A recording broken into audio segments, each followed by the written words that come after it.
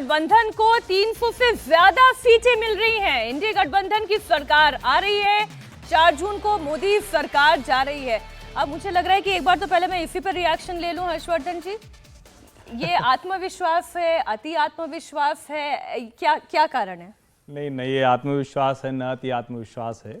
ये विश्वास की दरकती हुई जो तस्वीर है वो दिख रही है, और वो दरकती हुई तस्वीर उनके अंदर से आ रही है। उनके भीतर इतनी दरकन है कि वो समझ में आ रहा है। अरविंद केजरीवाल बात करने का तरीका उनका यही रहता था, लेकिन आप जरा ध्यान से देखिए, जब से ये स्वाति मालीवाल प्रकरण हुआ है, अरविंद केजरीवाल आंखें चुरा रहे हैं। अरविंद केजरीवाल किसी मुद्दे पर ठीक से बात नहीं कर पा रहे हैं। अरविंद केजरीवाल के पास कुछ भी बताने के लिए ऐसा नहीं जो उनके साथ लोग जुड़े। और कमाल की बात यह कि अभी जब भाजपा मुख्यालय पर वो प्रदर्शन करने गए, मैंने तो कहा कि मीडिया वालों ने और दिल्ली पुलिस ने केजरीवाल जी की इज्जत बचा दी, वरना आम आदमी पार्टी से भाजपा मुख्यालय के बीच में दीनदयाल उपाध्याय मार्ग में 200-300 मीटर का फर्क है, उतने भी लोग उनके पास नहीं थे। सोचिए, जिस पार्टी के 62-63 विधायक हैं, जिस पार्टी का एमसीडी में कॉर्पोरेटर बहुमत में है, उनकी ये स्थिति है कि वो ढंग का प्रदर्शन तक नहीं कर पा रहे हैं। आधे घंटे में ये बहाना बनाकर के हमको गिरफ्तार करो, नहीं तो हम मान लेंगे कि हार हो जाएगी। अभी कल दूसरे नेताओं से मेरी मुलाकात हुई, बात हो रही थी, तो वो कह रहे थे यार ये कौन सा आंदोलन है भाई, हमने तो दुनिया में ऐसा आंदोलन ही नहीं सुना कि आंदोलन करने वाला कह रहा हो। आमतौर पे क्या होता है, पुलिस गिरफ्तार करे चाहे जो हो जाए, हमको गिरफ्तार करके रिजर्व पुलिस लाइन ही ले जाए, कहीं ले जाए, थोड़ी देर में छोड़ दे। वो कह रहे हैं कि आधे घंटे में अगर गिरफ्तार नहीं किया तो हम मान लेंगे कि मोदी जी हार गए। अब जो आदमी इस तरह की बात कर रहा हो, उसके इस बात पर कि मोदी जी प्रधानमंत्री नहीं बनेंगे, इस पर क्या टिप्पणी की जाए, मुझे हास्यास्पद लगता है। अरविंद जी बुरी तरह से अंदर से टूटे हुए दिखते हैं। टूटे हुए हैं सुधांशु जी। अरविंद केजरीवाल या अभी भी वो ये कोशिश कर रहे हैं कि जरा बीजेपी में अंदरूनी लड़ाई का कोई वो स्कोप निकाल ले तो जनता के सामने एक अलग नैरेटिव सेट हो जाए। क्योंकि अभी वो बोल रहे थे योगी आदित्यनाथ जी आए, मुझे गाली दी, मुझे गाली मत दीजिए, बल्कि आप तो अपना घर देखिए, सब आप ही के पीछे, आप ही के पार्टी के लोग लगे हुए हैं। खिसियानी बिल्ली खंबा नोचती है। 20 सीटों पे लड़ने वाला आदमी, मतलब पूरे 543 सीटों जो चुनाव हो रहा है उसमें 20 सीटों पे आम आदमी पार्टी लड़ रही है। लेकिन आप बातचीत देखिए साहब, मुझे मोदी जी गाली देते हैं, मेरे को कोई उनसे मिलने जाता है तो सबसे पहले मेरी बात करते हैं, मुझे लोग आके कहते हैं मुझे ये अच्छा, योगी को कह रहे देखिए आपके खिलाफ एक साजिश रची जा रही है।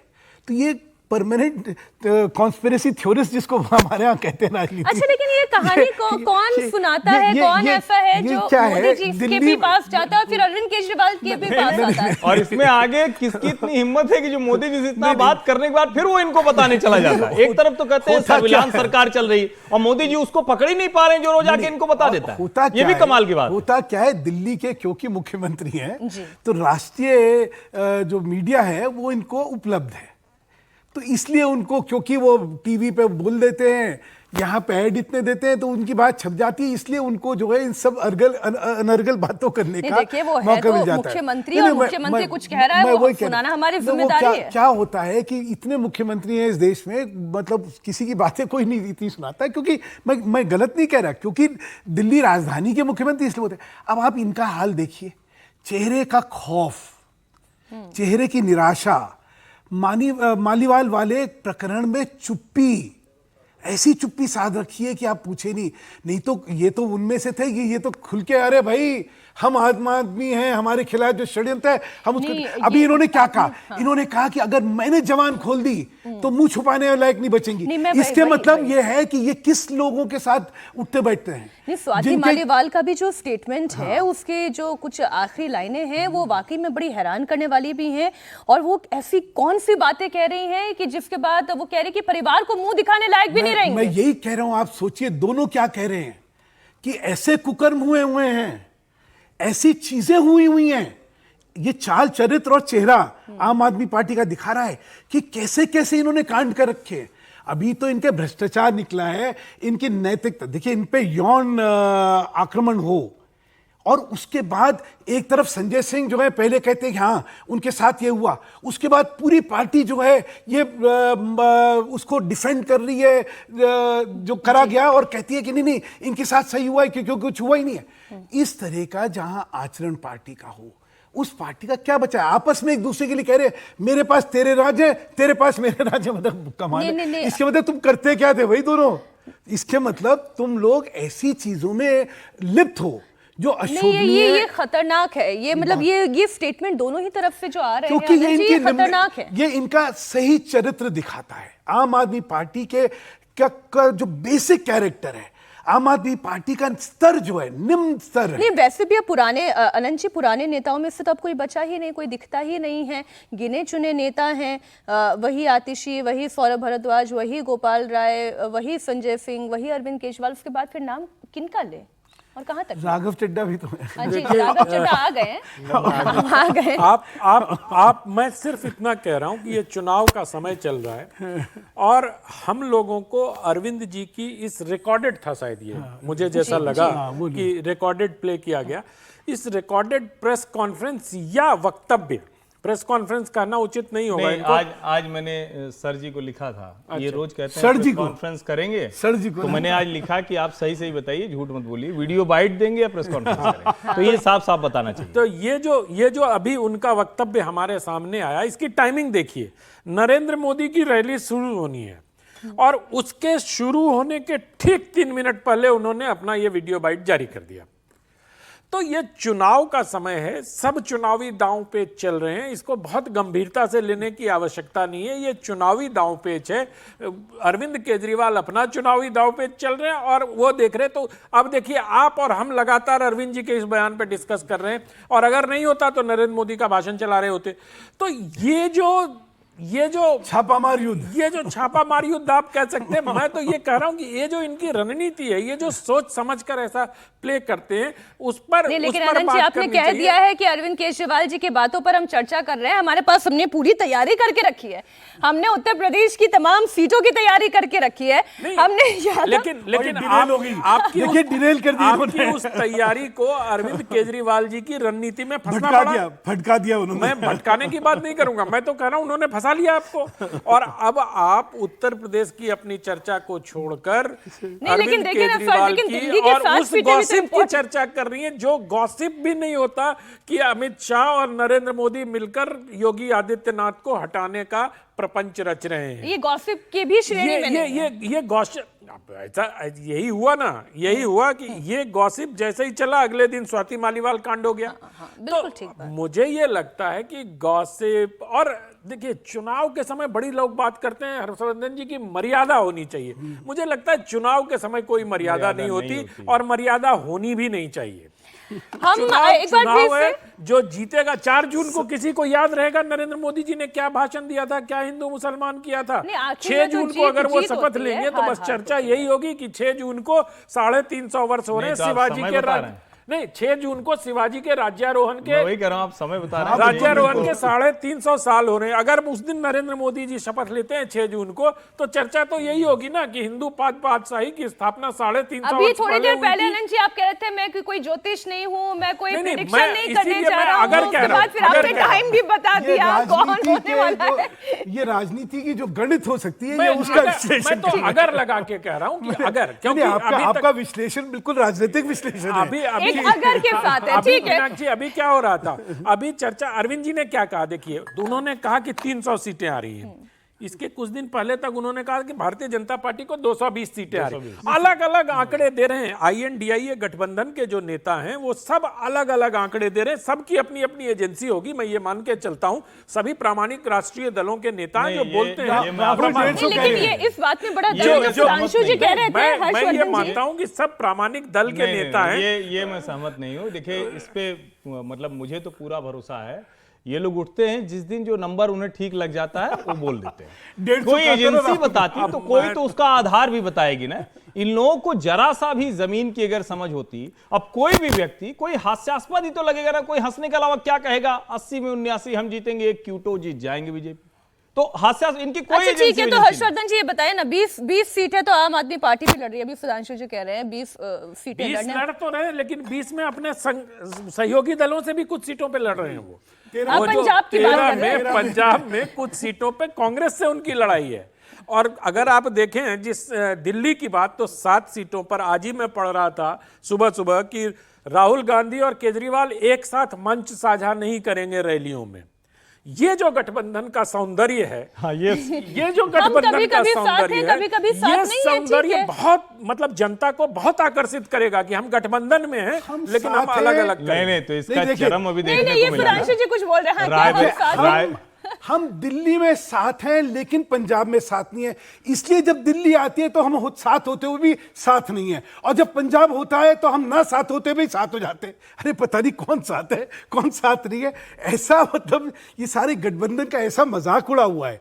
आप बंगाल देखिए, नहीं वो तो फिर देखिए, कांग्रेस देखिए। पार्टी और वामपंथी दलों का नहीं, भी मैं है। वही- मैं आपको- हम कहीं आप साथ हैं, बंगाल- कहीं साथ सौंदर्य का नहीं। चरम है कि एनी राजा लड़ती हैं वायनाड में और एनी राजा लड़ाने आती हैं राज्य में। ये भी सौंदर्य का चरम तो है। इसलिए ठीक है जो ये। तो सर ये लोकतंत्र है ना, कितना इसीलिए- कितना ये सुंदर लोकतंत्र है। इसीलिए मैं कहता हूं ये कि लोकतंत्र चुनाव का में कोई मजाक है। मर्यादा नहीं होती, देना। चुनाव में कोई मर्यादा नहीं होती और होनी भी नहीं चाहिए। बट एक चीज मैं बताऊं, अगर कोई सोचे कि हिंदुस्तान की जनता जो है उसको आप भ्रमित कर सकते हैं, माफ करिए, इतने साल का मेरा जो अनुभव है, जनता कभी भी गलत वोट नहीं देती है, और मैं इसको प्रामाणिकता से किसी के साथ भी इस पे चर्चा करने को तैयार हूं। जी। 2004 का चुनाव जो था उसका नतीजा निकला और लोगों को लगा कि अरे देखिए ये फेल हो गया वो फेल हो गया, लेकिन उसके पीछे एक गठबंधन की राजनीति की विफलता जो थी, जो गठबंधन के सहयोगी थे उनको अपने राज्यों में वाइप आउट कर। हमने उत्तर प्रदेश से शुरू किया, हम दिल्ली की बात कर ली, हमने पंजाब की भी बात कर ली, हम वायनाड तक घूम के आ गए, लेकिन इस वक्त पूर्वी चंपारण में प्रधानमंत्री नरेंद्र मोदी रैली को संबोधित कर रहे हैं। एक बार आपको लिए चलते हैं पूर्वी चंपारण।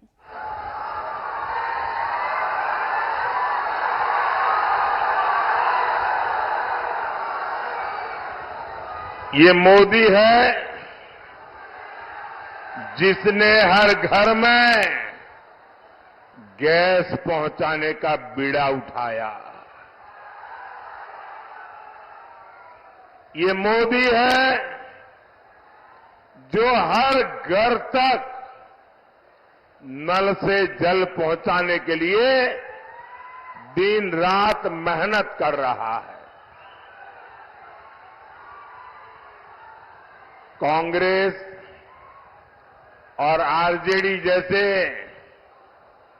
उसके साथियों ने आपको सिर्फ और सिर्फ तरसा कर रखा। गरीब और गरीब होता रहा। इन 60 सालों में इन लोगों ने बड़े बड़े महल बना लिए। स्विस बैंक में अकाउंट खुल गए। आपके पास पेट भरने को अन्न नहीं था, लेकिन इन लोगों को तिजोरी में नोटों की गड्डियों, नोटों के पहाड़, उनकी अलमारियां नोटों से भरी रहती है। आपके बच्चों के पास पढ़ने के लिए स्कूल नहीं था, लेकिन इनके बच्चे विदेशों में जाकर पढ़ते रहे। गरीब परेशानी में था, मुश्किल में था, लेकिन इन्हें कोई फर्क नहीं पड़ता था। साथियों, देश में गरीब की पूछ तब शुरू हुई जब गरीब का ये बेटा प्रधान सेवक के रूप में आपकी सेवा में खपने लगा। पिछले 10 साल में मोदी का बहुत सारा समय पिछली सरकारों के गड्ढे भरने में निकला है। जो काम 10 वर्षों में हुआ है,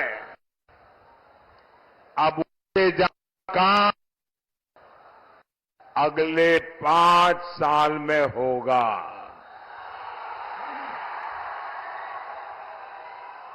और ये मोदी की गारंटी है।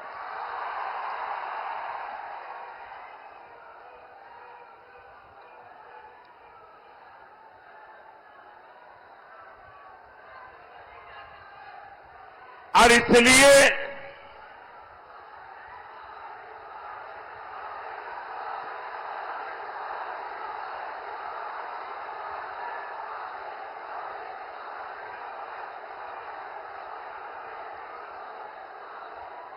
इसलिए साथियों, मुझे केंद्र में एक बहुत मजबूत सरकार चाहिए।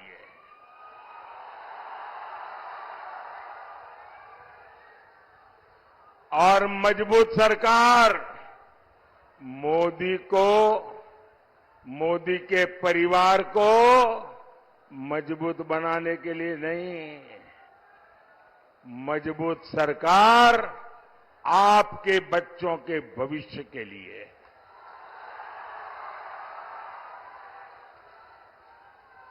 मजबूत सरकार आपके सपनों को पूरा करने के लिए।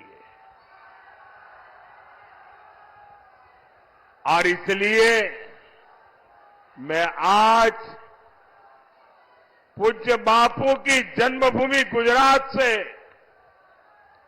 पूज्य बापू की कर्मभूमि में आपसे आशीर्वाद मांगने आया हूं।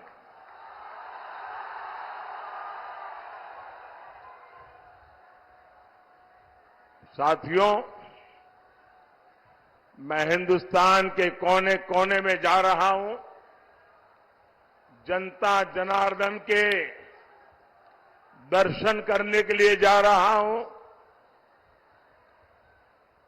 10 साल के मेरे काम का हिसाब देने जा रहा हूं। और जहां भी गया हूं, एक ही स्वर सुनाई दे रहा है।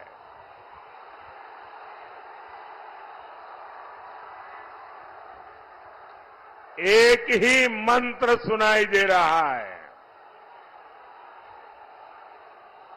एक ही गूंज सुनाई दे रही है। फिर एक बार, फिर एक बार, फिर एक बार, अब की बार, अब की बार 4 जून। भाई और बहनों, जो लोग चांदी का चम्मच लेकर पैदा होते हैं,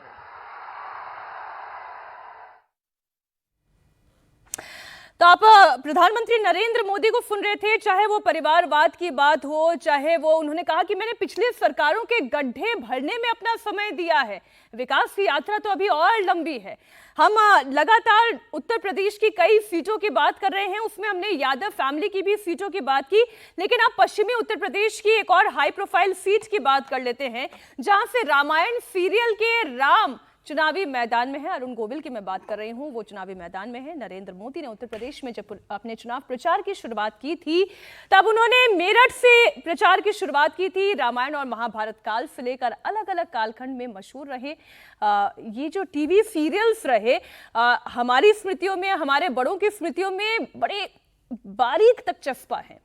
अंग्रेजों के खिलाफ आजादी की क्रांति की अगर हम बात करें, तो वो क्रांति की भी बात मेरठ से खड़ी होती है। मेरठ सीट जहां पर इस वक्त चुनाव इंटरेस्टिंग रहा। अरुण गोविल जो कि बड़े ही चर्चित चेहरे हैं, बड़े ही जाने माने चेहरे हैं। हमारी तो दादी बताया करती थी, अरुण गोविल अगर पर्दे पर आ जाते थे तो पर्दे पर ही टीका हो जाता था, प्रणाम हो जाता था, जल भी टीवी पर ही चढ़ा दिया जाता था। तो अरुण गोविल का चेहरा किसी परिचय का मोहताज तो कतई नहीं है, लेकिन यहाँ पर समाजवादी पार्टी की सुनीता वर्मा चुनावी मैदान में रही।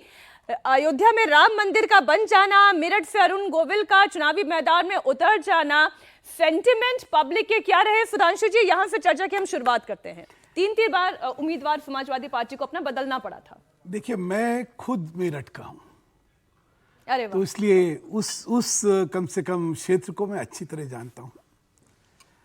शुरू से वहाँ पे, क्योंकि एक वैश्य बहुल्य क्षेत्र है वो, और जैसा सब जानते हैं कि वैश्य समाज जो है हमेशा ही भाजपा का कट्टर समर्थक रहा है, तो इसलिए उस क्षेत्र में, सांसदीय क्षेत्र में एक जो ओवरराइडिंग सेंटिमेंट है वो हमेशा भाजपा के पक्ष में अग्रवाल जी रहा भी है। वहां से लगातार जी, जीत वो रहे 3 बार रहे वहाँ पे और रहे। पिछली बार मार्जिन कम था, लेकिन जैसा मैंने कहा सब लोग नहीं देख रहे हैं, पिछली बार मार्जिन कम होने का मुख्य कारण क्या था कि सबका कंसोलिडेशन था। वहाँ पे जो है सापा बासपा सब मिलके लड़ रहे थे ना, इसलिए वोट का विभाजन नहीं हुआ था।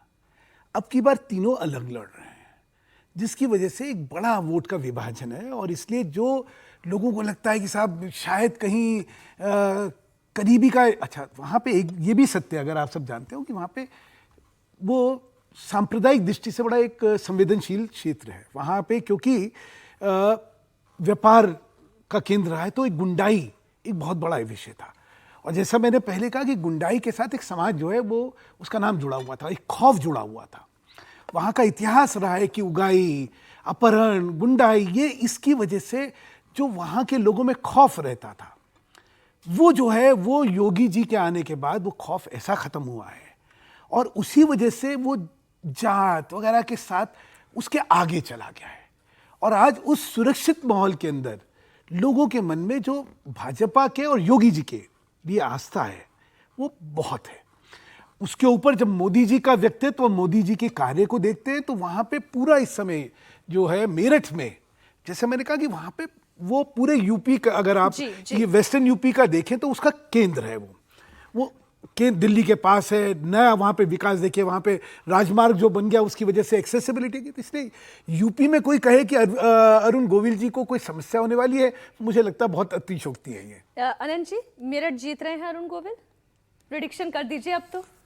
अब इतना मैं फिर वही कहूँगा कि हमें अब न ज्योतिष मानिए न पॉलिटिकल पंडित हूँ, लेकिन जिस प्रकार सुधांशु जी ने इतना अच्छा बता दिया, वैश्य समाज वहीं पर है, अब पारंपरिक सुधांशु जी वोट तो बैंक पॉलिटिकल एक्टिविस्ट भी रहे हैं ना, मतलब केजरीवाल जी वाला एक्टिविस्ट नहीं, वो सुधांशु जी तो पॉलिटिकल एक्टिविस्ट रहे हैं भी राजनीतिक रूप से, भारतीय जनता पार्टी के नेता भी हैं, तो उनका अपना अलग आकलन होता है। मुझे जो लगता है कि मेरठ में देखिए, अगर पिछले चुनाव में तो मुझे जहां तक याद पड़ता है कि राजेंद्र अग्रवाल जी का मुकाबला हाजी कुरैशी से था, है ना, याकूब कुरैशी से था, तो और बसपा से था मुकाबला, और वो 1-8% के अंतर से जीते थे राजेंद्र। हाँ, 5,000 मात्र से, उनको 48 दशमलव कुछ मिला था, इनको 47% कुछ वोट मिले थे। वो जो समीकरण है कि हाजी याकूब कुरैशी, वो इस बार नहीं है उपस्थित वहां, और जिस प्रकार से समाजवादी पार्टी को टिकट देने में पहले उन्होंने किसी त्यागी को दिया था टिकट, और उस त्यागी का टिकट कटने के बाद, वो शायद विधायक है मेरठ के किसी क्षेत्र से, पहला एक दलित एक्टिविस्ट है, उनको दिया था। अच्छा, तो त्यागी जी ने कहा भी था कि कुछ भी हो जाए चुनाव हम लड़ेंगे, लेकिन वो मना लिया गया था। तो जो समस्या रायबरेली में भारतीय जनता पार्टी के सामने मनोज पांडे को लेकर है, वही समस्या अखिलेश यादव के सामने वो त्यागी जी को लेकर मेरठ में है, क्योंकि त्यागी जी बहुत मन से चुनाव लड़ेंगे, ये क्योंकि मनाने की कोई खबर नहीं मिली मुझे, जबकि अमित, जैसा मैंने बताया कि वहां मनोज पांडे को अमित शाह ने मंच से कहा कि ये तीसरे व्यक्ति हैं मेरे राजनीतिक जीवन में जिनको मैं स्वयं पट्टा पहनाकर भारतीय जनता पार्टी में शामिल करवा रहा हूं, तो एक महत्व देने का संकेत वहां दिया गया था, लेकिन ऐसा कुछ यहां दिखता नहीं है। दूसरी जो अरुण गोविल जी के बारे में है कि उनकी जो राम की छवि है, और वो पीढ़ी अभी है जिन्होंने, जैसे हमारी पीढ़ी ने भी वो सड़कों पर उनके कर्फ्यू लगते हुए देखा है, और सिर्फ यही मत याद करिए कि वो पीढ़ी जीवित है, आप याद करिए कि कोरोना काल में भी रामायण का प्रसारण हुआ था, और उस समय भी रिकॉर्ड दर्शक मिले थे दूरदर्शन पर। पूरी दुनिया में बार्क का जो आंकड़ा आया था कि पूरी दुनिया में किसी एक टीवी शो को इतने दर्शक नहीं मिले थे। तो इन सब चीजों को भारत में, जैसे मैं कई बार कहता हूं कि सेंटिमेंट्स पे भी चुनाव होते हैं, तो वो जो राम के प्रति एक सेंटिमेंट्स है वो आपको मेरठ में दिखाई देगा। मैं उस टीवी सीरियल के बारे में इतना ही बोलूंगी, मैं तो खैर बहुत बात की पीढ़ी की हूँ, लेकिन पर आपने भी देखा होगा कोरोना के समय। और मतलब ये मतलब सालों में, सदियों में कोई एक ऐसी चीज बनती है जो वाकई में क्रिएटिवली भी, इमोशनली भी, सेंटिमेंट्स को लोगों के अपने साथ जोड़ लेती है। हम बात एक एक सीट की कर रहे हैं, मुस्लिम बहुल सीटों की भी बात कर लेते हैं। पश्चिमी उत्तर प्रदेश की वो सीटें जहां लोकसभा चुनाव के पहले और दूसरे चरण में वोट डाले जा चुके हैं, और जब चर्चा हो रही थी पहले चरण के ही चुनाव की, तो सब ये कह रहे थे कि यहां से जो है चुनाव बड़ा फंसा हुआ दिखाई दे रहा है। मैं फिर ये शब्द इसलिए यूज कर रही हूं क्योंकि उस दौरान ये कहा जा रहा था कि जो है वोटिंग प्रतिशत बहुत कम है, ये तो मुस्लिम बहुल सीटें हैं, यहां तो बीजेपी सबसे ज्यादा मुश्किल में है। उत्तर प्रदेश की नंबर 1 सीट होने का दर्जा जिसे हासिल है, सहारनपुर की हम बात कर रहे हैं, बीजेपी के राघव लखनपाल का मुकाबला कांग्रेस के इमरान मसूद से है। ये वही इमरान मसूद है जिन्होंने 2014 चुनाव के पहले नरेंद्र मोदी की बोटी बोटी करने की धमकी दी थी, लेकिन इमरान मसूद को मोदी को यही धमकी देना महंगा भी पड़ गया था। पूरा माहौल बीजेपी के पक्ष में चला गया था, और ये हमने देखा है कि जब जब प्रधानमंत्री नरेंद्र मोदी पर डायरेक्ट अटैक होता है, तब तक उनके साथ जनता का जनाधार और ज्यादा जुड़ता जाता है। बीजेपी के कैंडिडेट राघव लखनपाल चुनाव जीत गए। 2019 में माहौल बदला, लेकिन समाजवादी पार्टी और बीएसपी एक साथ चुनाव लड़ रहे थे। बीएसपी उम्मीदवार हाजी फजलुर रहमान बीजेपी के राघव लखनपाल पर भारी पड़े, चुनाव करीब 20,000 वोट से जीते। अब तीसरी बार फिर राघव लखनपाल मैदान में हैं, इमरान मसूद हैं, बीएसपी अलग इस बार चुनाव लड़ रही है। यहां की लड़ाई, हर्षवर्धन जी। देखिए, सहारनपुर की जब हम बात करते हैं तो निश्चित तौर पर, जैसे उत्तर प्रदेश की अगर हम बात करें तो सहारनपुर से चलते हैं और अंत में गोरखपुर तक पहुंचेंगे, तो सहारनपुर से चलते हैं तो ये वो सीटें हैं जहां 30-40%, जहां हम कहते हैं कि भाई मुसलमान अगर है तो फिर दूसरा कोई क्या जीतेगा, पार्टियां भी सोचती हैं कि चलो ठीक है मुसलमान प्रत्याशी देंगे। और देखिए यहाँ जो सो कॉल्ड सेकुलरिज्म है उसको भी ठीक से यहाँ आप देख सकते हैं। क्या कांग्रेस पार्टी किसी हिंदू को लड़ा के यहाँ से जिता सकती है क्या? इमरान मसूद को ही क्यों लड़ाना पड़ा? भारतीय जनता पार्टी के लिए वो अक्सर कहते हैं ना कि नरेंद्र मोदी कम्युनल कर रहे हैं, हिंदू वोट चाहिए उनको। संभल में शफीकुर रहमान बर्क वो नहीं रहे तो उनके पोते जियाउर रहमान बर्क को ही क्यों लड़ाना पड़ा? तो ये सब भी चीजें हैं जिसको समझना चाहिए। लेकिन राघव लखनपाल ने 2014 में सहारनपुर में हरा दिया इमरान मसूद को। 2019 में क्यों हार गए राघव लखनपाल, और कितने से हारे थे? 40,000 के आसपास मतों का अंतर था। 20। ये इसलिए हारे क्योंकि सपा और बसपा दोनों एक हो गए थे। अब इस समीकरण को आप नई तरह से देखिए तो सहारनपुर में राघव लखनपाल के लिए फिर से संभावनाएं बढ़ जाती हैं। निश्चित तौर पर अगर कहीं भी 30% या उससे अधिक का एक वोट बैंक है तो वो ताकतवर होता है, इसलिए इमरान मसूद बहुत ताकतवर दिखते हैं। अनंत जी, इमरान जी, अच्छा सुधांशु जी, जो मैं पहले आपसे कह रहा था ना, देखिए कि वेस्टर्न यूपी में जब हम देखते हैं तो वहां पे सपा का अस्तित्व नहीं है, वहां पे बासपा का बड़ा अस्तित्व है। और वो जो पहले कॉम्बिनेशन बनता था ना कि मुसलमान की वोट स्प्लिट नहीं हो रही है, मुसलमान की वोट, दलित की वोट और कुछ बैकवर्ड की वोट मिलके और कुछ आरएलडी का साथ भी कुछ ठीक है, फायदा देता। वो जो कॉम्बिनेशन था, ये जब दोनों अलग अलग लड़ रहे हैं, कांग्रेस अलग है, कांग्रेस सपा है एक तरफ है, बासपा एक तरफ है। मैं एक बड़ी इंटरेस्टिंग आपको एक स्टैटिस्टिक्स बताता हूँ, पता नहीं किसी ने ध्यान दिया है नहीं दिया। 2000 पिछला जो विधानसभा चुनाव हुआ है उसमें भाजपा की 253 सीटें आई हैं, बासपा की सिर्फ एक सीट आई थी, सिर्फ एक सीट आई थी। लेकिन भाजपा के पक्ष में वोट विभाजन का प्रभाव 121 सीटों पे पड़ा था। 253 में से 121 सीटों पर जो वोट विभाजन है उसका प्रभाव पड़ा था भाजपा की जीत पे। तो ये वोट विभाजन बासपा का अलग लड़ने का जो सारा गणित है वो समझना बहुत जरूरी है। सारे जो चुनाव के विश्लेषक हैं कहीं उस चीज को वो देख नहीं पा रहे हैं, वो भूल रहे हैं।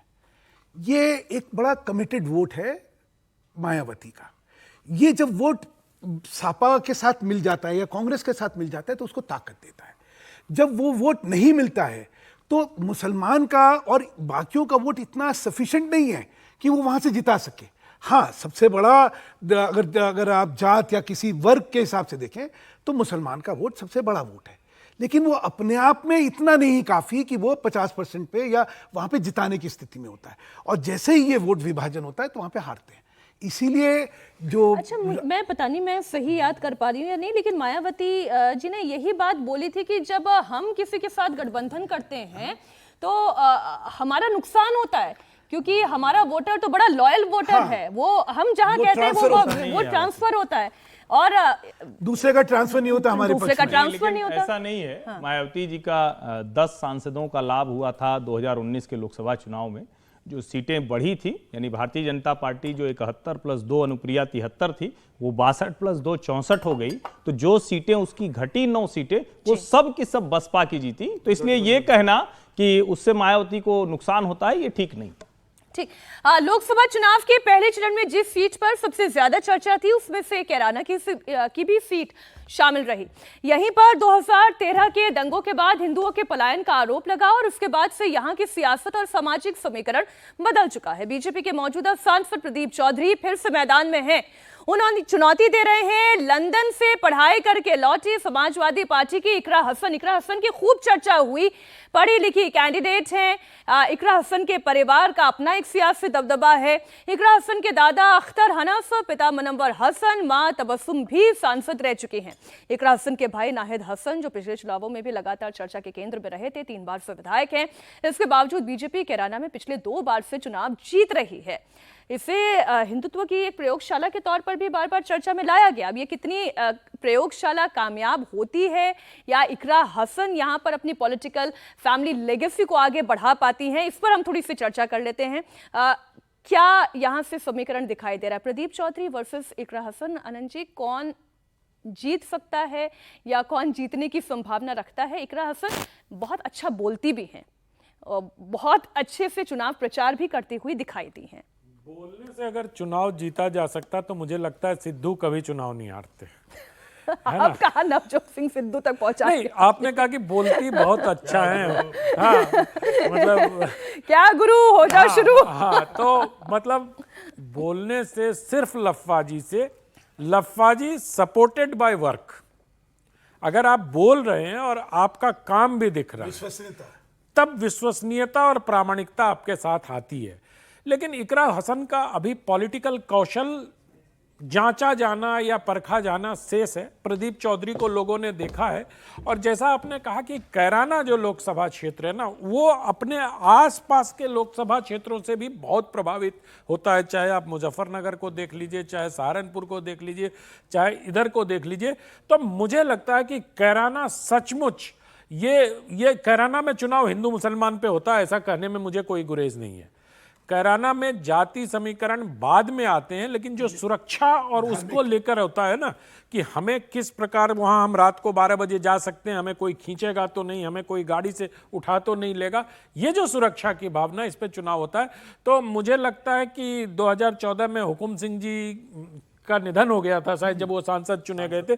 उसके बाद प्रदीप चौधरी को उनकी बेटी लड़ी थी जो हार गई फिर उपचुनाव में, फिर उनके मृगांका या कुछ ऐसा ना, हाँ, तो उसके बाद प्रदीप चौधरी जी ने चुनाव जीता था 2019 में। तो इस बार प्रदीप चौधरी के प्रोस्पेक्ट्स वहां बहुत अच्छे हैं, और मुझे लगता है कि वेस्टर्न यूपी के बारे में पिछली बार भी लोग यही, जो पॉलिटिकल इको सिस्टम के लोग हैं, वो कहते थे अरे अरे पूरा खेल खत्म हो गया खेल।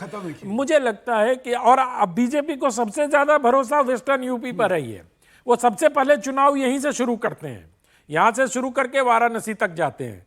तो मुझे लगता है कि सहारनपुर हो, मुजफ्फरनगर हो, कोई भी सीट हो, ये सारी सीटें बीजेपी बहुत अच्छा करेगी। इसका एक कारण ये भी है कि इस बार समाजवादी पार्टी और बहुजन समाज पार्टी दोनों अलग अलग चुनाव लड़ रहे हैं। और जैसा कि हम अगर इसके पिछले जो सीट आप डिस्कस कर रही थी, सहारनपुर जी, राघव लखनपाल की जो सीट डिस्कस कर रहे थे, वहां उस बार बीजेपी के बसपा और सपा के ज्वाइंट उम्मीदवार को 41% वोट मिले थे, 41% वोट मिले थे उनको, और इनको उनसे बहुत 20,000 वोट से ये हारे हैं। 591 और 494 कुछ ऐसा था, 20-22 हजार से वो हारे थे। वो तब जबकि दोनों एक हो गए थे। इस बार दोनों अलग अलग चुनाव लड़ रहे हैं।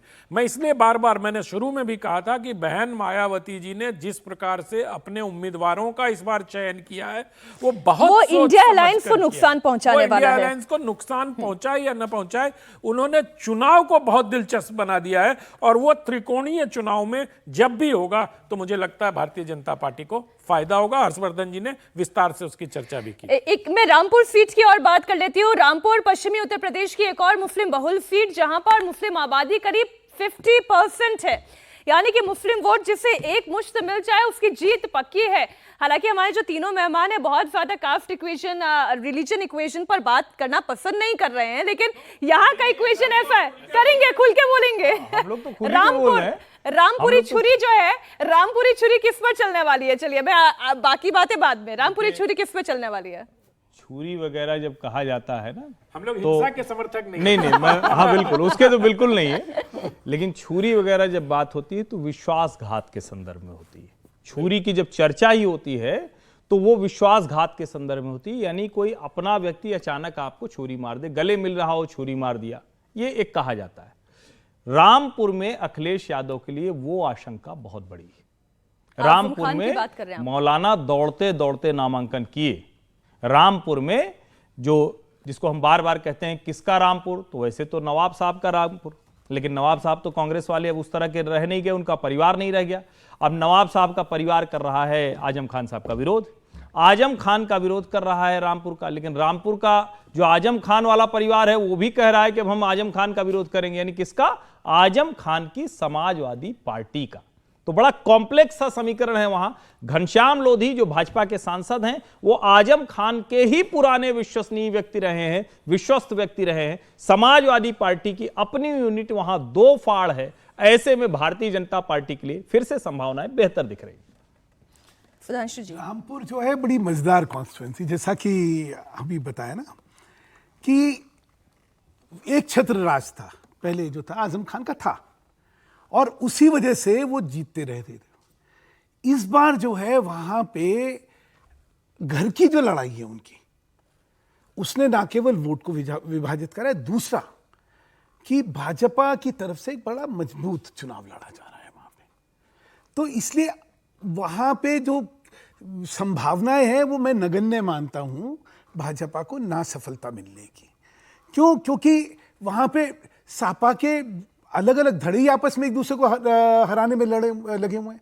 तो इसलिए क्या करें? अच्छा, जैसे कि कहा कि नवाब रामपुर का भी एक अपना रुतबा, एक जज्बा रहा है वहाँ पे और कद रहा है वहाँ पे। अब वो लोग भी खिलाफ हैं, आजम खान के खिलाफ है। प्रत्याशी आखिरी मिनट में बदला गया, आखिरी मिनट में कौन था कौन नहीं, तो मतलब इस सारी चीज़ को देख के वहाँ पे समर्थन नहीं है। इसलिए जो कभी गढ़ रहा था सापा का वो ढह गया है, वो भाजपा का अब गढ़ में परिवर्तित होता जा रहा है। और ये सत्य है कि वहाँ पे हिंदू मुसलमान जो है वो चुनाव होता है, और हिंदुओं में एकता है और मुसलमानों में विभाजन है, क्योंकि वो हराने में लगे हुए हैं।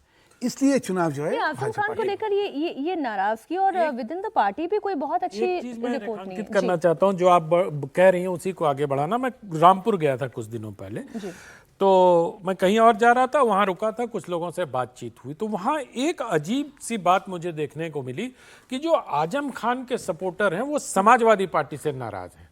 उनको लगता है कि आजम खान जब जेल में जब से हैं तब से उनकी अपेक्षा ये थी कि अखिलेश यादव जिस मजबूती के साथ उनके साथ खड़े होंगे या उनके पक्ष में लड़ाई लड़ेंगे, वो उनको लगता है कि अखिलेश यादव ने उनकी अपेक्षाओं को पूरा नहीं किया।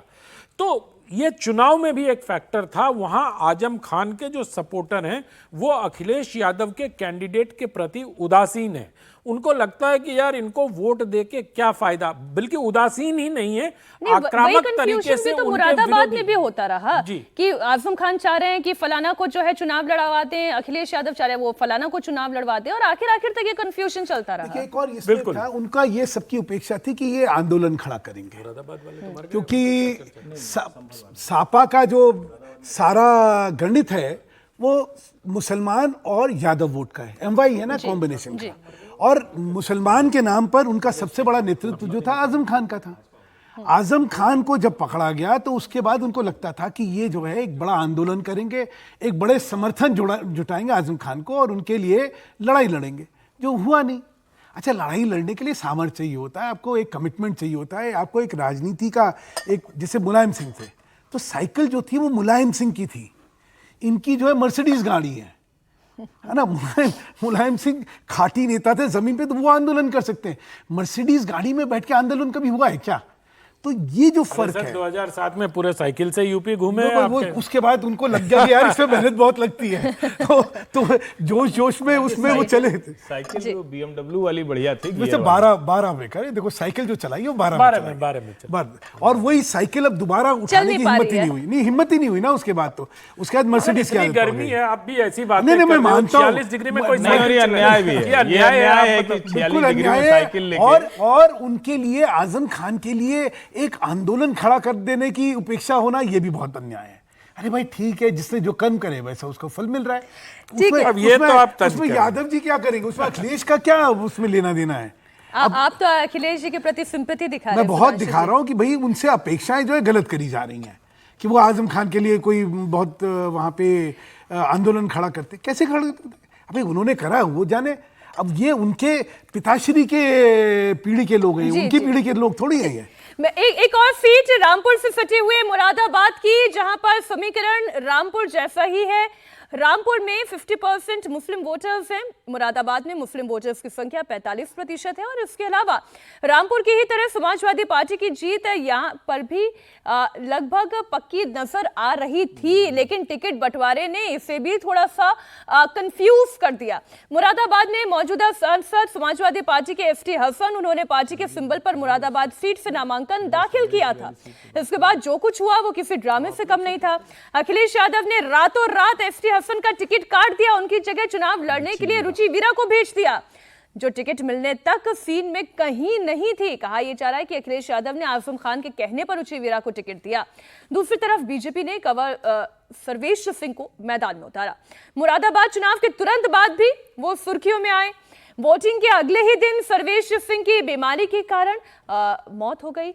अगर सर्वेश सिंह चुनाव जीतते हैं तो यहाँ पर उपचुनाव की स्थिति आएगी, ये भी तय है। मुरादाबाद में 62.18% लोगों ने वोट कास्ट किया। अब ये तो देखिए स्थिति ही एकदम अलग है। अनंत जी, ये स्थिति एकदम अलग है। रुचि वीरा, एसटी हसन, आखिर तक कंफ्यूजन होना। देखिए, मैं इसको सीट दर सीट आप लगातार बात कर रही हैं, सब जगह कंफ्यूजन था। इस बार समाजवादी पार्टी को टिकट देने में बहुत कंफ्यूजन था। इसको दे दिया, जैसे हर्षवर्धन जी ने बताया रामपुर में कि हाफते हुए पहुंचे, किसी तरह नामांकन कर पाए। तो आप देखिए ये कंफ्यूजन उनके लिए बहुत फैटल होने जा रहा है। और मुरादाबाद से तो मुझे लगता है कि सर्वेश सिंह जी दिवंगत हो गए, स्वर्गीय हो गए। और मुझे ऐसा पता नहीं क्यों, मेरा मतलब मैं कहीं मुरादाबाद गया नहीं, कभी बहुत उसको फॉलो नहीं किया, लेकिन जो मुरादाबाद की राजनीति या मुरादाबाद के मित्रों से बात होती है उसमें मुझे लगता है कि सर्वेश सिंह इस बार चुनाव जीतने जा रहे थे। सर्वेश सिंह का चयन, वो उसी के एक छोटे से, उसी इलाके के एक छोटे से राजघराने के वारिस थे।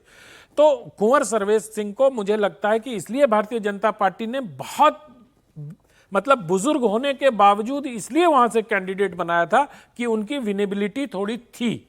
तो मुझे लगता है कि मुरादाबाद उपचुनाव की ओर जाएगा। चुनाव के परिणाम आने दीजिए। तो इस बार जो 545 सीटों के लिए चुनाव हो रहा है, तो बहुमत का आंकड़ा 544 पे तय होगा। हर्षवर्धन जी। नहीं, मुझे लगता है कि यही स्थिति है वहाँ। समाजवादी पार्टी ने थोड़ी कोशिश की है कि एसटी हसन की जगह रुचि वीरा को देकर दरअसल हिंदू मतों का विभाजन करने की कोशिश है, लेकिन भारतीय जनता पार्टी वहाँ स्ट्रांग, जिसको कहते हैं ना कि एज है उसको। अब कुंवर सर्वेश सिंह का निधन हो गया तो जाहिर है कि अगर भाजपा जीत जाएगी तो उपचुनाव होगा, और अगर नहीं जीतेगी तब वहाँ समाजवादी पार्टी के जो रुचि वीरा हैं उनका एक कहें कि संभावना अगर उनकी बनती है, लेकिन ओवरऑल समीकरण में भारतीय जनता पार्टी मजबूत दिखती है। हम उत्तर प्रदेश की सीटों की बात कर रहे हैं। मुरादाबाद की बात हुई। अभी तक हमने जितनी सीटों की बात की, वो जो 400 प्लस की बात चल रही है, उत्तर प्रदेश से कितनी सीटों तक हम पहुंच पाए आनंद जी? 80 सीटों में से कितनी सीटों तक बीजेपी के एज पर हम पहुंच पाए हैं? आपने तो पूरब से पश्चिम सब बात कर ली, अब क्या बचा? जहाँ पहले चरण में चुनाव हुआ था उसकी भी बात कर ली, पांचवें चरण तक की भी बात कर ली। मतलब रायबरेली से शुरू करके आप पूरा उत्तर प्रदेश देखिए बचा अभी का। तक एक सीट को छोड़ के कि भाई रायबरेली रायबरेली में, जिसमें इनका मत ये है कि भाई वहां पे राहुल गांधी का एज है। बाकी सीटों की स्थिति तो आपको सामने दिख रही है। तो इसलिए चुनाव के परिणाम जो होंगे वो क्या होंगे, हाले देखिए, सूरत जो है हमें दर्शक- सब एक बताइए। बात- दर्शक एक सब बात लिख के जरूर रख है, रहे हैं, लेकिन मीनाक्षी जी एक बात हाँ। जरूर है, प्रधानमंत्री ने आपको योग करने की सलाह दी, सौरभ के लिए भी उन्होंने नहीं नहीं, आपके सलाह मार्फत- नहीं, मेरा योग वो देखते देखते हैं, हैं। 2 को सलाह दी है। तो सौरभ के लिए संदेश भेजा आपके मार्फत। जी, जी, आप ये बड़ी नाइंसाफी आपको नहीं लग रही कि आप बनारस पे ही चर्चा नहीं कर रही हैं? हाँ, नहीं करेंगे, बनारस आने पर भी वाला है। बात करेंगे, लेकिन बनारस में कोई शक है क्या आपको कि चर्चा करने की मुझे जरूरत पड़े? शक नहीं है, बनारस पे किसी को शक नहीं, कांग्रेस को भी शक नहीं है बनारस में तो। ऐसा है। लेकिन चर्चा तो करनी ही चाहिए, चर्चा नहीं हो तो चुनाव का क्या आनंद है बताओ। आज मोदी जी बनारस जा भी रहे हैं, तो बनारस पर थोड़ा माहौल बनाइए, मतलब चलिए बनारस से बात हो जाएगी, लेकिन पश्चिमी उत्तर प्रदेश की कुछ सीटें और बाकी रह गई हैं। संभल की एक बार हम बात कर लेते हैं। संभल पश्चिमी उत्तर प्रदेश की बाकी सीटों से अलग है। इसकी बड़ी वजह यह है कि यहाँ पर MY यानी कि मुस्लिम यादव समीकरण, हालांकि अखिलेश यादव तो MY की अब बात ही नहीं करते, वो तो अब PDA की बात करते हैं। संभल में मुस्लिम वोटर्स 46% है, तो यादव वोटर्स की संख्या 10% है। इसलिए ये सीट समाजवादी पार्टी का गढ़ बनी हुई है और इसे भेद पाना बीजेपी के लिए मुश्किल रहा है। पिछले चुनाव में संभल से समाजवादी पार्टी के टिकट पर शफीकुर रहमान वर्क जीते थे, लेकिन चुनाव से ठीक पहले उनका निधन हो गया। समाजवादी पार्टी ने सहानुभूति वोट हासिल करने के लिए शफीकुर रहमान वर्क के पोते ज़ियाउर रहमान वर्क को टिकट दिया। अभी थोड़ी देर पहले हम इस संभल सीट को लेकर बातचीत कर रहे थे, वो थोड़ी ही हो पाई थी। बीजेपी के परमेश्वर लाल सैनी यहां से दूसरी बार चुनावी मैदान में है। पीएम मोदी संभल में चुनाव से पहले हिंदू वोट को कंसोलिडेट करने के लिए कल की धाम भी पहुंचे थे, वो तस्वीरें भी हमें याद हैं। संभल में एक चीज तो तय है कि इस बार यहां पर कोई भी जीते, संभल को नया सांसद मिलने के लिए जा रहा है। सुधांशु जी, आप इसे चर्चा की शुरुआत करते हुए सिंपैथी वोट क्या समाजवादी पार्टी को मिल पाएगा? इसमें सिंपैथी नहीं, इसमें जो है मेरा मानना है कि जो उसका कॉम्पोजिशन है उस पार्लियामेंट की लोकसभा का, वो एक भाजपा के दृष्टि से मतलब कठिन है, बहुत कठिन सीट है, क्योंकि वहां पे जो MY कॉम्बिनेशन है वो इतना ओवरवेलमिंग कॉम्बिनेशन है। यहाँ वो सत्य PDA है, की बात नहीं, वो, केवल वो, वो मुस्लिम- सत्य है, और उस सत्य को नकारना तो मुझे लगता है गलत होगा। वहां पे कोई वोट का विभाजन नहीं हो रहा, और क्योंकि इतनी बड़ी मात्रा में उनकी संख्या है, इसलिए ये एक बड़ी मुश्किल कॉन्स्टिट्यूंसी होगी भाजपा के लिए। मुश्किल। हर्षवर्धन जी, मुश्किल है?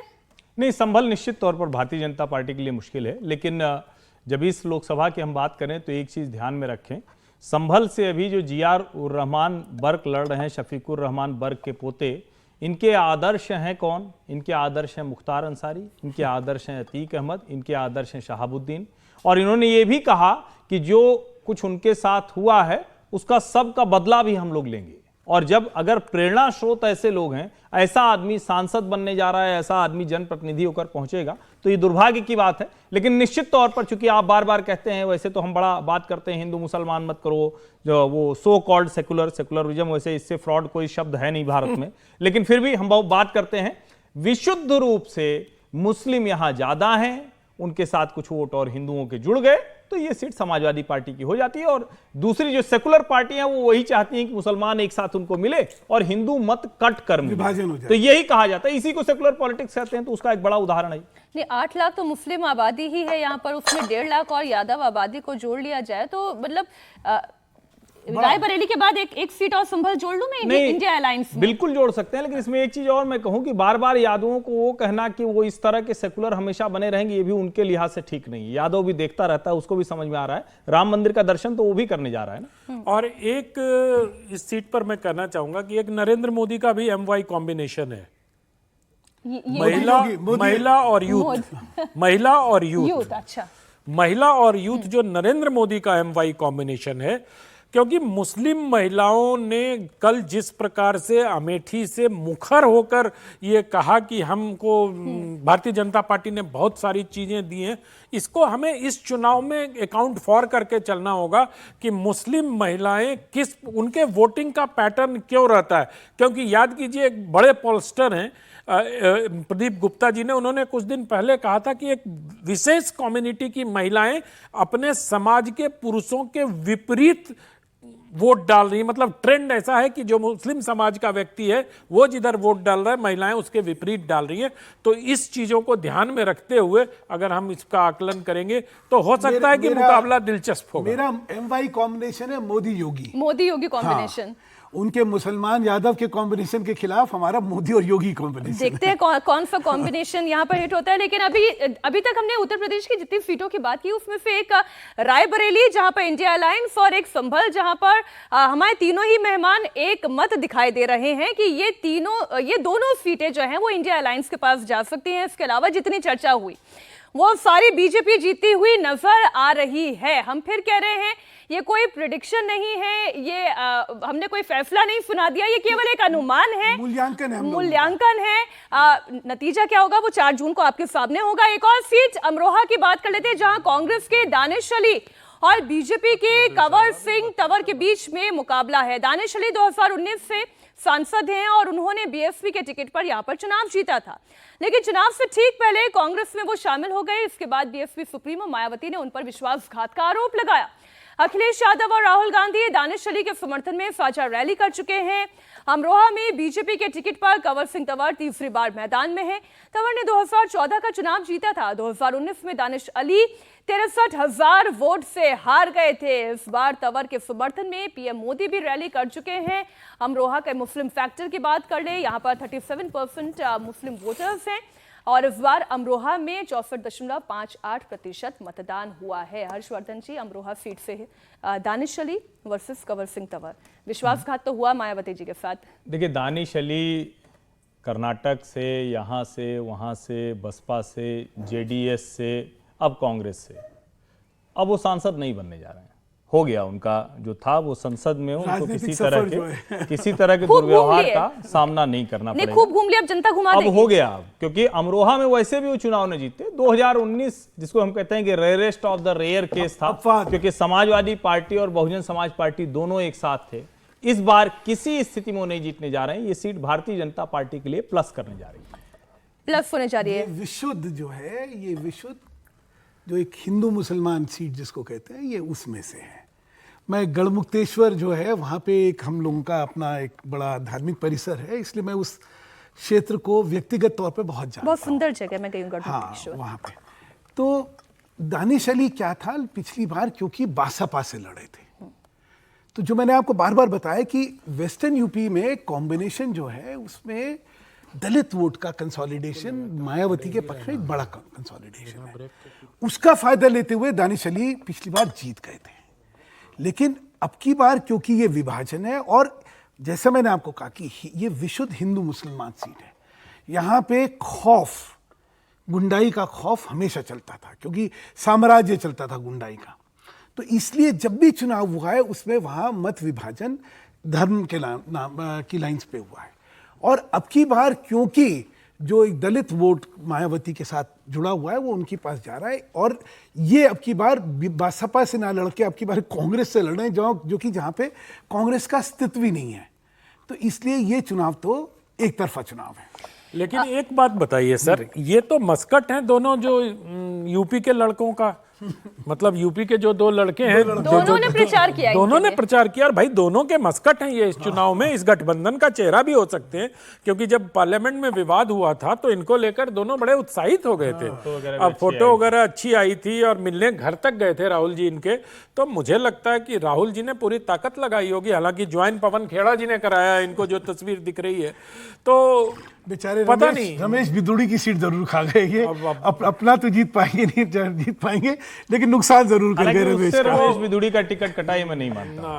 हो सकता है उसके लिए कुछ और दिल्ली पॉलिटिक्स वाली प्लानिंग हो सकता है उसके लिए कोई दिल्ली पॉलिटिक्स वाली प्लानिंग हो। उत्तर प्रदेश की एक और वीआईपी सीट, हमने देखिए राम की नगरी अयोध्या की बात की, अब कृष्ण की नगरी मथुरा की बात हो जाए, जहां से हेमा मालिनी तीसरी बार मैदान में है। 2019 और 2014 में मथुरा में कमल खिल चुका है, लेकिन क्या तीसरी बार भी हेमा मालिनी को जीत मिलेगी या फिर कांग्रेस के मुकेश धनगर उनका विजय रथ रोकने जा रहे हैं? मथुरा में दूसरे चरण में मतदान हुआ था और इस बार के चुनाव में मथुरा सीट का वोटिंग परसेंटेज निराशाजनक रहा। 2019 के मुकाबले मथुरा में करीब 12% कम वोटिंग हुई। मथुरा में वोट घटा, अब ये चोट किसे पहुंचाएगा? हर्षवर्धन जी, मथुरा। नहीं, देखिए मतलब ये थोड़ा सा अनपॉपुलर ओपिनियन है, लेकिन है ये मेरा ओपिनियन। यहां भी भारतीय जनता पार्टी के पास एक बड़ा अवसर था, जैसे अयोध्या में बड़ा अवसर था कैंडिडेट चेंज करने का, और मैं नहीं समझ पा रहा हूं। कई बार लगता है ना, ठीक है नरेंद्र मोदी अमित शाह बड़ी रणनीति करते हैं, जिस तरह की राजनीति कर रहे हैं उसमें हम जैसे लोगों की समीक्षा बाय द टिप्पणी वे का कोई अनपॉपुलर मतलब ओपिनियन नहीं। नहीं है सर, ये मथुरा में कई लोगों का हाँ, कहना लेकिन मेरा ये मानना है कि ये दोनों सीटें ऐसी थी ना, अयोध्या और मथुरा भारतीय जनता पार्टी के लिए ऐसी सीटें हैं जहां से आपको एक ऐसा प्रत्याशी देना चाहिए था जो अगले 10-20 साल की राजनीति तय करता। जो मतलब मथुरा में हम कहें हेमा मालिनी बहुत अच्छा है, बहुत बड़ी अभिनेत्री रही हैं, सबकी ड्रीम गर्ल रही हैं, अभी भी वो ड्रीम गर्ल ही हैं सबकी, लेकिन क्या मथुरा के लोगों के ड्रीम में अब कुछ उनके लिए बचा है? कम से कम हेमा मालिनी को लेकर नहीं बचा है। हर चुनाव के वक्त वो हंसिया लेके गेहूं काटने चली जाती हैं, पता नहीं समझ में नहीं आता इन लोगों को या क्या सोचते हैं ये लोग। जनता वोट देगी। मथुरा एक ऐसी सीट है जहां कोई मुश्किल भारतीय जनता पार्टी को नहीं होने वाली है। अब तो उनके पुराने जमाने के प्रशंसक जो पिक्चर उनके साथ बनाना चाहते हैं, जयंत चौधरी, वो भी साथ में आ गए हैं। लेकिन उसके बावजूद मैं कहूंगा भाजपा के पास अवसर था अपना एक बढ़िया युवा प्रत्याशी खड़ा करने का जो अगले 20 साल की राजनीति करता। वो भाजपा ने अवसर खो दिया। सीट भाजपा जीतने जा रही है, अच्छे से जीतेगी। मथुरा में कोई शंका नहीं है सुधांशु जी? ना बिल्कुल नहीं है। मैं कैंडिडेट हर्षवर्धन जी एक आपको राजनीति का एक सत्य बताता हूं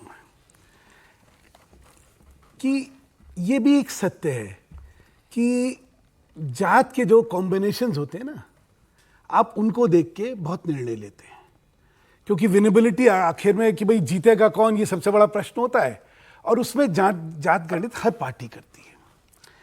तो ये जाट बहू है, हेमा मालिनी जी क्यों जीतती है वहां पे, या क्यों उनको खड़ा करा गया? नहीं, लेकिन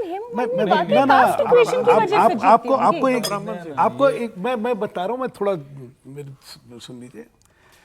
क्या है कि जाट प्रभाव एक बड़ा प्रभाव है मथुरा में, और जिस समय ये निर्णय हो रहे थे ना, तो उस समय ये हुआ कि भाई कौन एक अच्छा जाट फेस लाया जाए।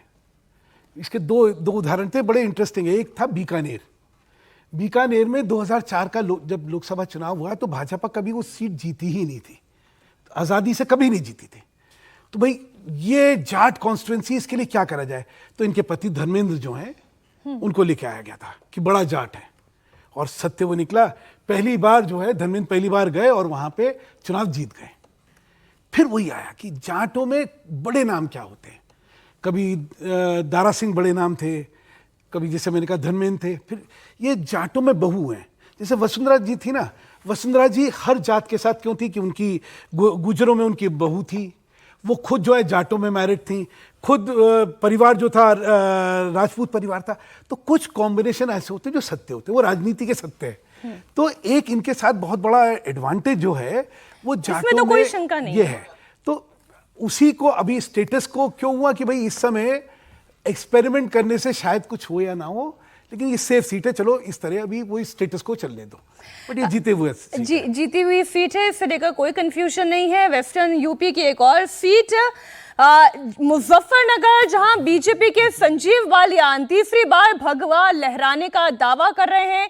40% मुस्लिम वोटर्स वाली सीट पर समाजवादी पार्टी ने हरेंद्र मलिक को मैदान में उतारा है। मुजफ्फरनगर को लेकर यह दावा किया जा रहा है कि यहां पर राजपूत वोटर्स की नाराजगी संजीव बालियान के विजय रथ को रोक सकती है।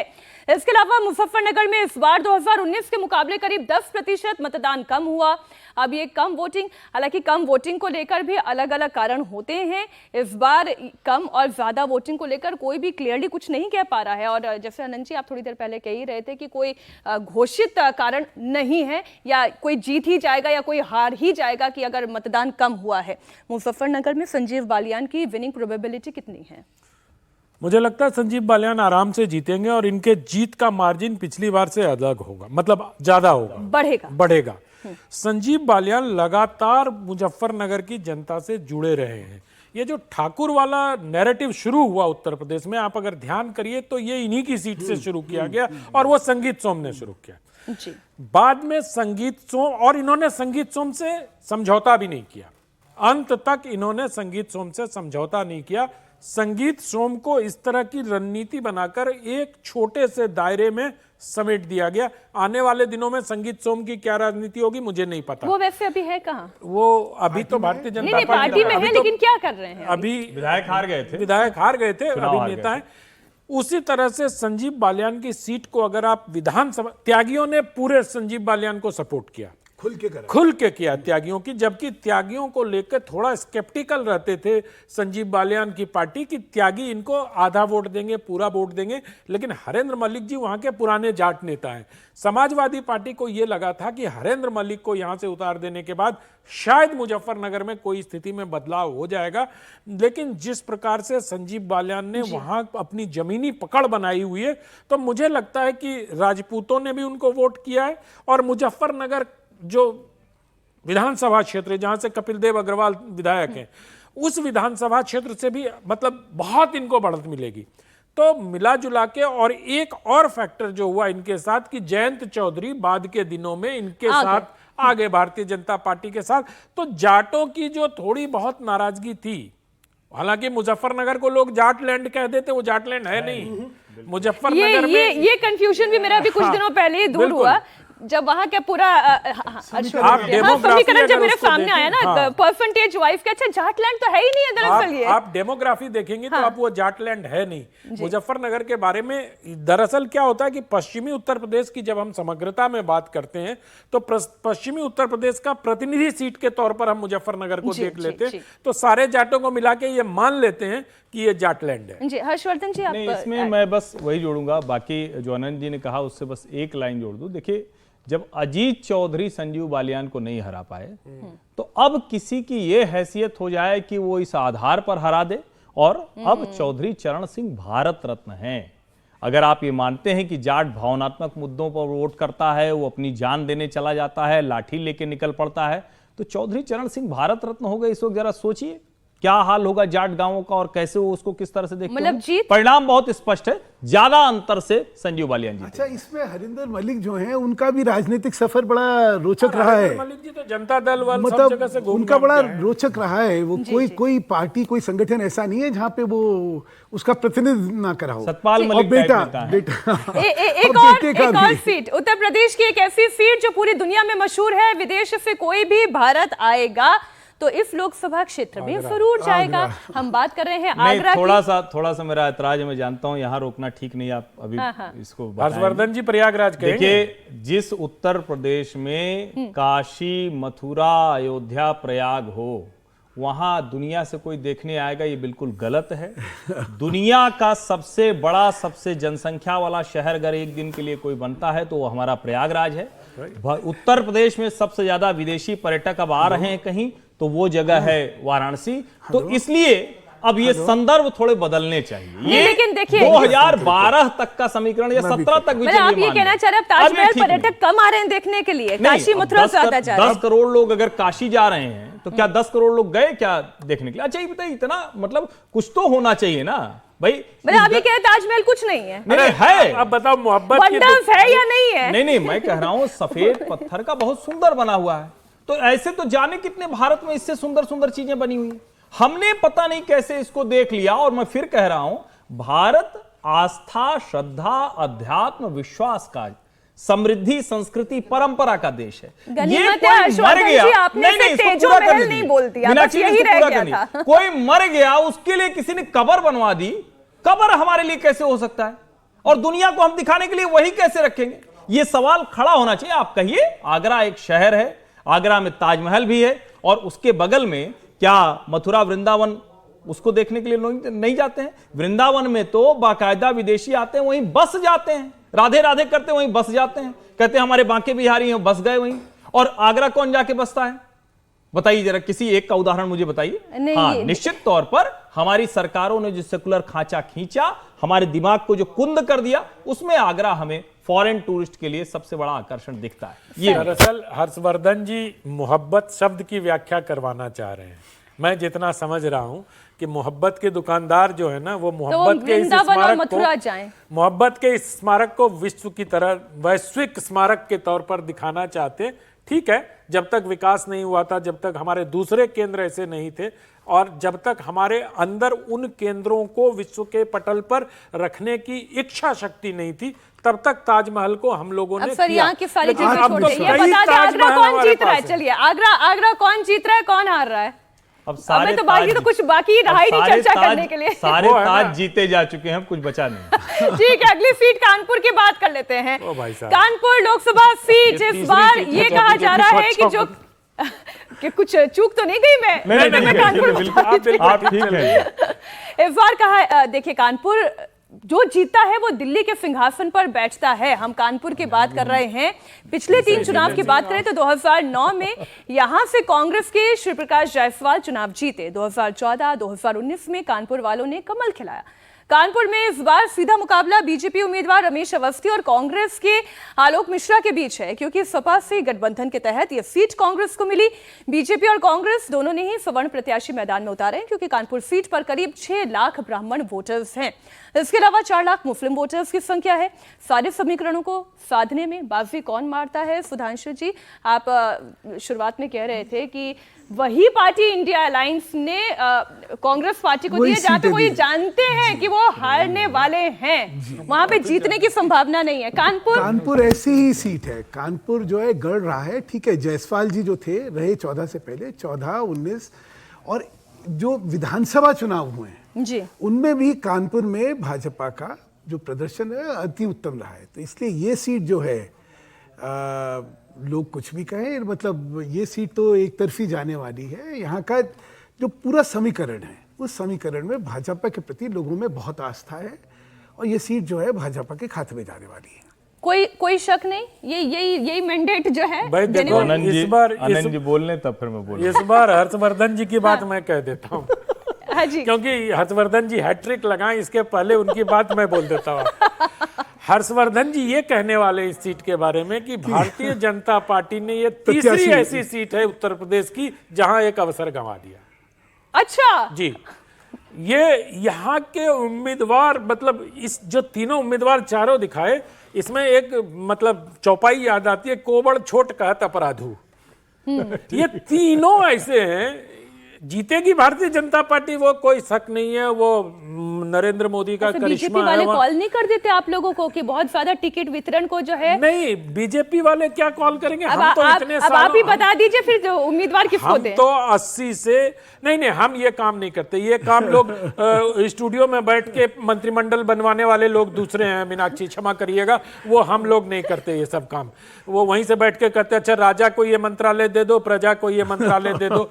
हम लोग उस धंधे में नहीं है। लेकिन मुझे ये लगता है हम लोग तो आपको बीजेपी की उल्टा बोल रहे हैं कि भैया यहाँ एक अवसर था जिसको आपने गंवा दिया। पता नहीं कहां से रमेश अवस्थी को ले आए।